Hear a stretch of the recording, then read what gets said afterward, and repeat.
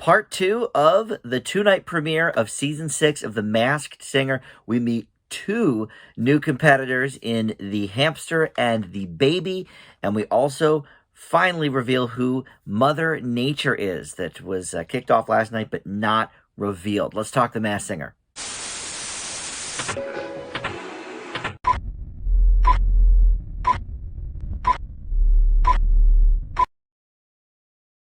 Hey guys, Dan here. This is Dan Reviews It, and welcome back. Yes, we just did this not 24 hours ago, but another new episode of The Masked Singer is upon us. It's a two-night premiere for this season, and what a show it was. We have a lot to talk about. I actually yesterday thought that Group A was performing again with the same characters, just adding new ones, and then as I thought last night, I thought, well, no, because if there's only two groups this year, that just doesn't leave enough contestants, I feel like. So maybe we're going to meet all new people in Group A, but that wasn't correct. I was right with my initial thought. So we heard from three of these singers again tonight that we met last night, and then we also met two new ones, the Hamster and the Baby. So we're going to talk about the Bull, we're going to talk about the Pufferfish, we're going to talk about the Skunk.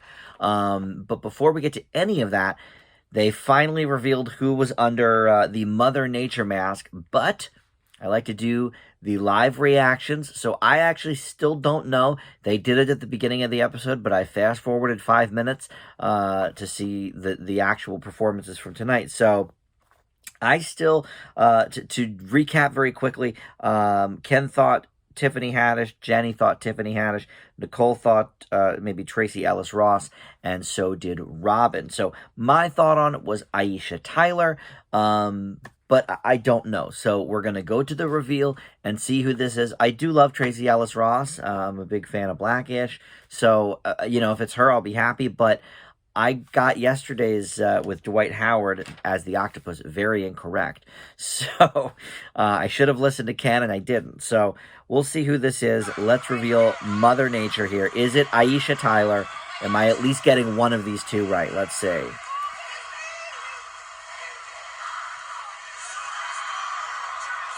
Oh, it's Vivica A. Fox. Okay. And a couple of you had said that in the comments. Let me turn this down here. A couple of you said that in the comments yesterday, that you thought everybody's guess was wrong, and it's Vivica A. Fox. Okay, the sparkler is a nod to her breakout role in Independence Day.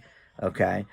Oh, man. I thought maybe the photo of Wayne Brady is a clue to Vivica's last name because Wayne Brady was the fox.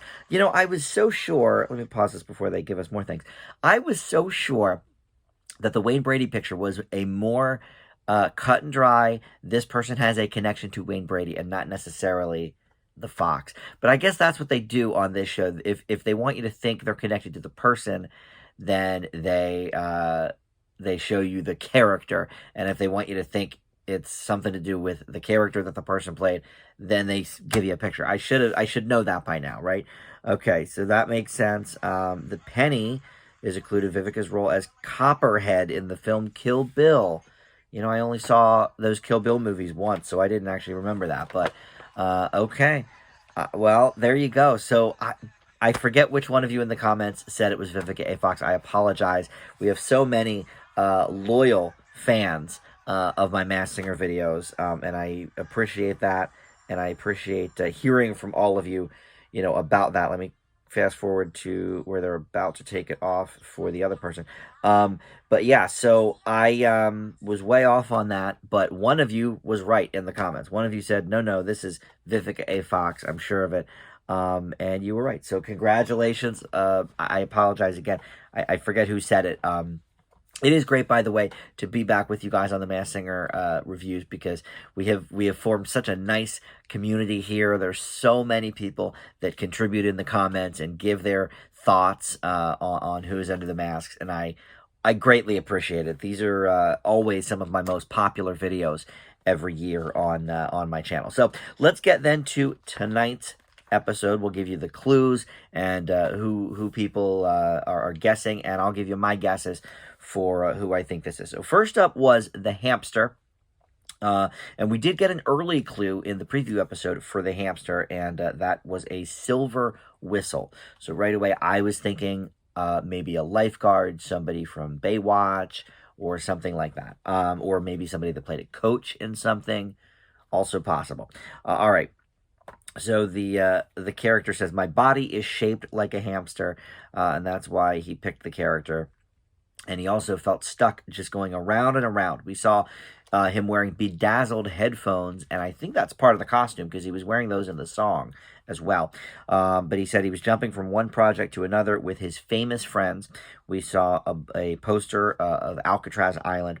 And I noticed something as well. The base of the hamster wheel had the letters S, V, and M all over it. And sometimes the V's were turned opposite, so they looked maybe like A's, but without that center line. So something maybe initials-wise with that. And then he sang "Oh Pretty Woman" by Roy Orbison, that classic. And then this was sort of the back-to-school themed night, so they gave us a locker clue for everybody. They opened up the locker, and in the hamster's locker, there was a baseball bat, and I noticed there was kind of like a strawberry plush figure on there as well. He said he picked that because it's sunny and I like to play baseball. So right away, Jenny was thinking Danny DeVito, Always Sunny in Philadelphia, but that's way too on the nose. And Hamster was like, I'm way taller than Danny DeVito. In fact, he cursed when he said it. So some of the guesses from the panel include Bill Murray, Brendan Fraser, Tim Allen, Andy Richter, and Jack Black. I am not really sure about any of this, really. The from one project to another with my famous friends make me think it's somebody from either like the Judd Apatow crew, like Seth Rogen, or who is it? The voice is Toothless in How to Train Your Dragon, Jay Baruchel, or Jonah Hill, or something like that. But I don't know. I didn't really get that vibe from them, and certainly not from the voice either. So this one I'm definitely stuck on. Don't know. So I believe I will need your guys' help on this one. The silver whistle too from the preview. It's all kind of throwing me off. I can think of some people that played famous coaches in movies or television or lifeguards. But none of them are really making sense for this. So I really, really don't know. But I like Conan. Conan is one of my favorite shows, so I am going to go with Andy Richter. Why not? He does have a body shaped a bit like a hamster, doesn't he? And I don't know. I love Conan, so why not pick Andy Richter? And with Conan's show being over, Andy's, not really doing anything right now, so I'm going to go with that. Why not? All right, so number 2, we had the Skunk. And here's where I realized, okay, we really are just going to go through the same people we met yesterday. So, all right, we have, she said she's forever a student, but life happens. And then we saw a bunch of books. It was like a library theme.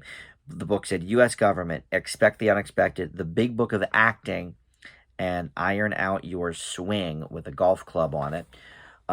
So the locker clue here was a French final and a projector. And she said because of her missed education, she's always ready for action. The song she sang, by the way, was It's a Man's World. And so because she said she had a missed education, that made Ken think of Lauryn Hill immediately. I thought of her as well when she said that. But look, this performance was out of control good. I mean, this is one of the best performances in a long time on this show. So Robin and Nicole were kind of going back and forth about people that have these powerhouse voices that maybe this could be. So they guessed people like Yolanda Adams, Jill Scott, Fantasia, and Janelle Monáe.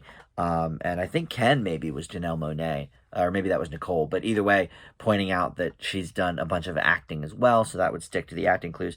But somebody that was mentioned yesterday by the panel, and you guys kind of convinced me in the comments, a few of you were saying Faith Evans. I don't know, and I said this yesterday, I don't know enough really about Faith Evans to really be strong in that conviction, but I do know she's got a powerhouse of a vocal. In terms of the clues for today with the Big Book of Acting, she certainly has done some acting work. Not a ton, but she's been in a few movies and had some guest spots on some TV shows. So that could be something. The vase yesterday with the letter D on it, Divas. I was thinking maybe it was something with En Vogue and their album Funky Divas, but she was part of this show called R&B Divas, Faith Evans was. So that could be something as well.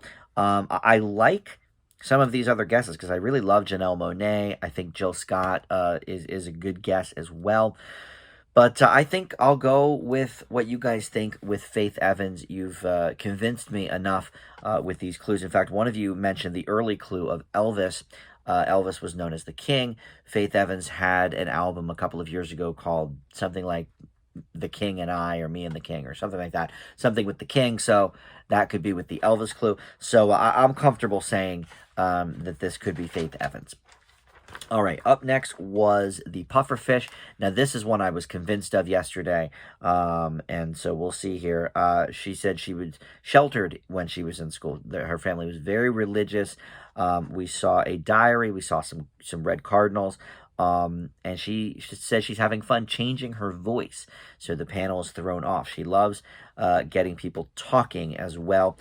She sang Levitating by Dua Lipa, and not only did she sing it, but she rapped the part that, who is it, the baby or something, or I forget. I think it's the baby.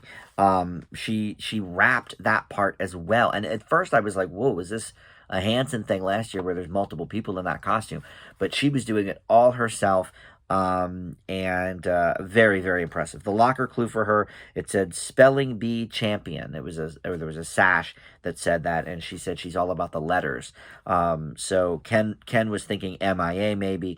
Nelly Furtado is where Jenny went to with sort of the rapping, the hip hop kind of vibe there.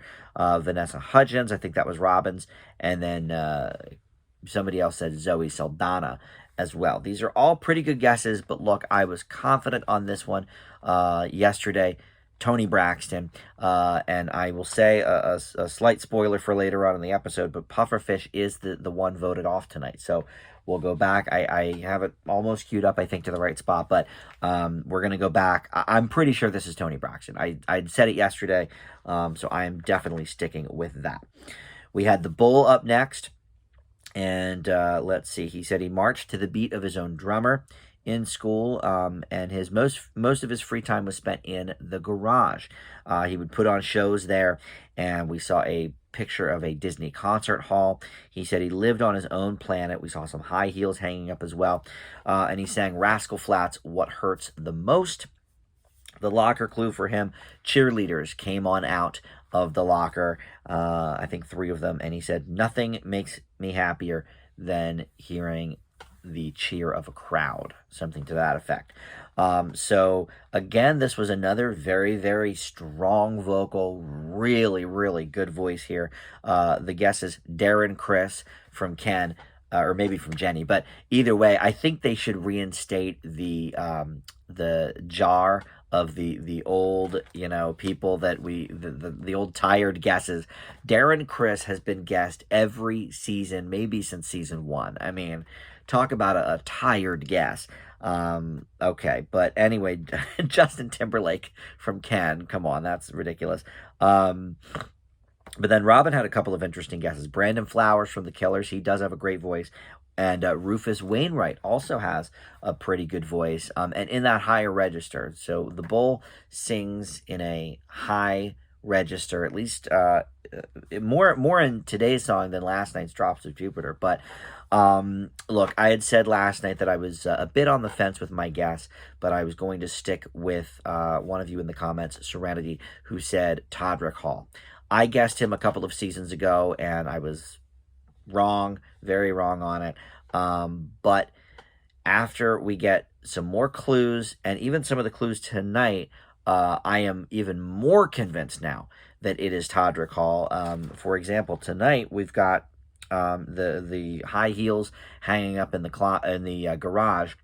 Well, he was in kinky boots on, I guess, on Broadway. And then the Disney concert hall thing. One of his big YouTube videos is doing like all these Disney medleys. So I am convinced more even than yesterday that this is Todrick Hall. So finally, we have our other wild card, and I don't know if this is it now for Group A. Are we done with the wild cards? It seems like such a small group of people this season, if that's true. If there's no more wild cards from Group A, that only leaves us with 4 more people left. And then we have Group B too, but most seasons they have like 16 people or something. So maybe we'll meet yet another wild card next time with Group A. Maybe each group will have 3 wild cards. I don't know. But to only have 6 performers and then 2 wild cards, well, I guess that is 16 people, isn't it? All right, well, there you go then. Maybe I don't know what I'm talking about. Oh no, but they only had 5 people yesterday. So yeah, so there you go. So that would only be 14 for this season. That seems a little light. But anyway, Baby, he says, I might be a baby, but I'm larger than life. Known for being in a baby rat pack, throwing punches. I've had blockbuster hits, award-winning albums, radio play, and even replaced Arnold Schwarzenegger in a film. And we saw a picture of the White House at that point. He sings Barry White's You're My First, My Last, My Everything, and in a very different voice than his speaking voice. His singing voice is a lot smoother. His speaking voice is, well, I don't know how to categorize it, but less refined, let's say. His locker clue was a report card that had him failing driver's ed, and he said one thing he loved about school was lunch because he always had the need to feed. And I can't believe any of these panel guesses, and I'll tell you why in a second. But the panel guessed Will Smith, Hugh Jackman, Vin Diesel, Chuck Norris. They're thinking some big action star. I'm here to tell you right now, even before a note was given, even before any of the clues really started coming out, immediately this voice is so clearly Larry the Cable Guy. I mean, if this is not Larry the Cable Guy, I will never do another Masked Singer video again. I mean, it's so obvious. I don't even know what to say. Like, the fact that the panel is guessing Hugh Jackman for this. Let's look at the clues quickly. For being in the Rat Pack, okay? Obviously, that's the blue-collar comedy tour people. Throwing punches, sort of joking on stage. Throwing, verbal punches on stage. Blockbuster hits, well, I guess that's debatable, except for Cars, I guess. But award-winning albums, yes, some of his comedy albums have sold very well, and he fits in some of these categories as well that we heard in the preview show. He's certainly been nominated for Razzies. I think 5 or 6 Razzie nominations, including one, by the way, with Jenny McCarthy for like worst on-screen duo or something. For what movie was it for? Now I don't remember. Delta Farce, maybe. I've seen like so few Larry the Cable Guy movies, but I think maybe it was Delta Farce. But either way, the fact that Jenny McCarthy worked with this person, was in a movie with him, and still had no clue. Come on, man. So okay, that's fine. But then the replace Schwarzenegger in a film. Jingle All the Way 2, the direct-to-video sequel, starred Larry the Cable Guy. Driver's ed, failing driver's ed. Well, of course you'd fail driver's ed because you're not a car, you're a tow truck, you're a tow mater. I've got the need to feed, Need for Speed. I'm so shocked he didn't just end his routine with Get Her Done. I mean, it's so obviously him. I want to hear from the comments if you think it's anybody else other than Larry the Cable Guy. I would love to know why. I would love to know what the thought process is there, because that, to me, I mean, that is one of the most obvious ones I think we've ever had. The fact that the panel was clued out is incredibly surprising. Okay, so let's go forward here. So Pufferfish was voted out. So the final guesses, and they gave us the initial guesses as well. So the first impression guesses, Robin said Jessica Alba, and he stuck with that. Jenny said Jennifer Lopez, which is kind of ridiculous, but she went with Nelly Furtado then at the end. Ken thought it was Issa Rae originally, and then switched it to Zoe Saldana. And then Nicole had thought Paula Abdul upon first performance. I mean, none of those are like terrible guesses, but she switched it off to Monica. But look, for the reasons I gave yesterday, I was convinced this is Toni Braxton. And I don't know what some of these clues today have to do with, the Cardinals. I don't know, other than the fact that her, first album, actually most of her album covers have been red. But I don't know what else. But I cannot believe that she was voted off before Larry the Cable Guy. I mean, that just blows my mind. But look, maybe I'm wrong. Maybe it's, Issa Rae or something, or Nelly Furtado. I'm pretty sure it's Toni Braxton. But let's do the take it off here and see where we're at. It's got to be. I mean, I'm sure of this one. Come on. Come on. Be Toni. Be Toni. 7-time Grammy winner. Yes, I got one. Cool. They're freaking out. Their mind is blown. Mind is blown. And listen, she did disguise her voice very well. And that's why yesterday I was a little bit on the fence with the voice, because I was like, all right, let me pause this for a second. They'll give us other clues here in a second. But I was on the fence yesterday because I just thought, well, I can't quite pin the voice down. But then I thought, well, look, I haven't really followed Toni Braxton's career in the last 20 years probably. Big fan in the 90s when she first came out, up until the early 2000s. So I just thought, well, maybe her voice has changed or something and I'm just not hearing it. But the clues to me were very obvious, that it was Toni Braxton. But then tonight when she was like, well, I've been changing my voice. And then, but in the singing portion, now that I sort of was on that Toni Braxton tip, I could hear it. But then when she started rapping, I was like, well, the panel's really going to be thrown because she was doing such a good job. I can't believe that they kicked off Toni Braxton before they kicked off either of the wild cards, Now the other two, the Skunk and the Bull, they are very, very, very good singers. So I can totally see why maybe she wasn't beating them. But you kept Larry the Cable Guy around instead of this. I can't believe it. Let's see here. Such a trying time for all of us in the world. She's wearing a mask, by the way. Share a similar condition. All right, the word. Yep, the word guitarra. The word. She did every performance with her mask on. That's nuts. Okay, here you go. The bird is a nod to Toni's relationship with rapper Birdman. Okay, I didn't know that. But I did call the first thing they said about the Spanish guitar yesterday. That's one of her songs. The scale is a clue to the name of her 6th studio album, Libra. I wouldn't have gotten that. I don't even think I wrote down that there was a scale. That's nuts, though, that she did all of her performances in her, like, not just, when I say a mask, I don't mean the mask from the singer, from the Pufferfish, but like an N95 mask, like a COVID mask. That's crazy, man. Tons of respect for Toni Braxton. By the way, I can't believe, like, if you didn't see the show, I know I have a few people that just go on and watch my recap videos without ever even watching the show. Check out, though, Toni Braxton's video of singing Levitate by Dua Lipa. I mean, it was amazing. I can't believe they kicked her off. What a mistake. Yeah, and Nick knew who it was too, because he said he can't believe it either, but he was like, this is you guys are gonna flip when you see it. This is the biggest upset in Masked Singer history. Quite honestly, it might be one of them. The fact that Toni Braxton is one of the first people out in this group is crazy. But anyway, that will do it. We've gone on long enough here. But those are my guesses, both new and old for Group A. What do you guys think? Let me know in the comments. I would love to hear thoughts on the baby other than Larry the Cable Guy. Please tell me if I'm missing something. But to me, it's 100% him. But every time I say 100% about somebody, it usually isn't, except for Hanson. I got them. No, it's happened a few times. I've gotten a few of them right on my 100% clarity. But anyway, next week we will meet Group B. I don't believe it's a double feature. I think there's just going to be one episode of Group B, and then I assume probably the week after will be more Group B and the wild cards.